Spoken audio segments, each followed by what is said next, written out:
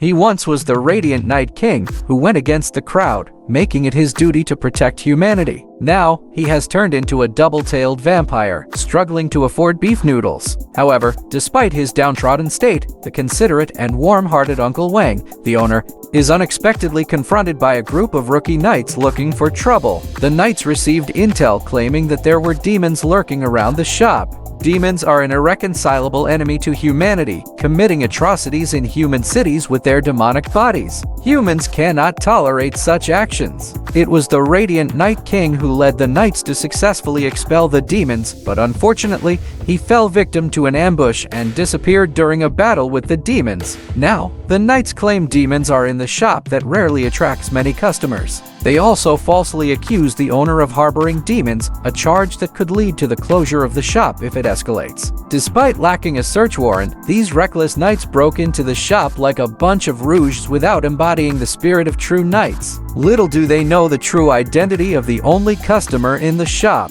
Their official demeanor resembles a raid towards the shop, resembling a group of thugs rather than noble knights. The neighbors are well aware of old Wang's honest nature, with pointing fingers and scrutinizing their actions, but they find nothing during their search, and the leader remained adamant, determined to turn the shop upside down. The nearly desperate Uncle Wang quickly stepped forward to plead, but if these knights ransack his possessions, how could he continue running the shop?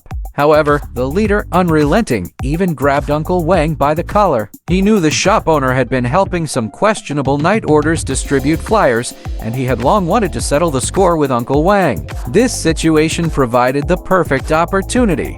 Violently pushing away Uncle Wang he referred to as a peasant, the leader instructed him to stay put. Fortunately, Jibai, dressed in a puppet costume, promptly caught Uncle Wang. Jibai sarcastically remarked, "Who would have thought that after the disappearance of the Night King, the night groups would fall so low?" The leader listened to Jibai's derogatory words, and his blood pressure soared. As direct subordinates of the Radiant Night King, they had been smooth sailing all along and couldn't withstand Jibai's harsh criticisms. The night underlings drew their swords to plan to take down this madman just because of hearing the truth. Jibai would not indulge in the bad habits of these young and inexperienced knights. With a single punch, he sent the leader flying several meters away, and the other two tried to perform sneaky attacks from behind. But they couldn't even touch Jibai's shadow. Dealing with these two schemers wasn't even worth the effort. Jibai helped them peacefully take a nap. The leader, watching his colleagues knocked out in just a couple of moves, grew frustrated. Cunningly, he falsely accused Jibai of attacking knights. As the potential new leader,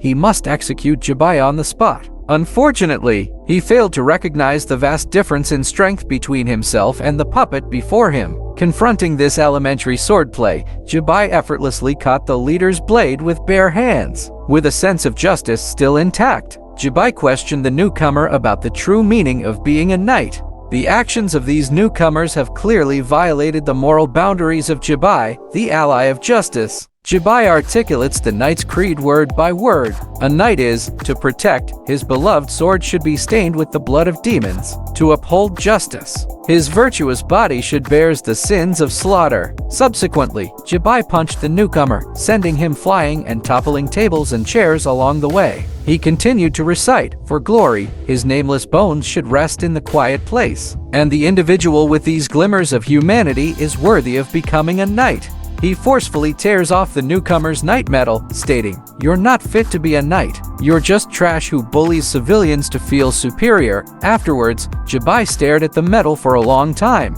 Then, with a change in tone, he said, word by word, "I'm not worthy either."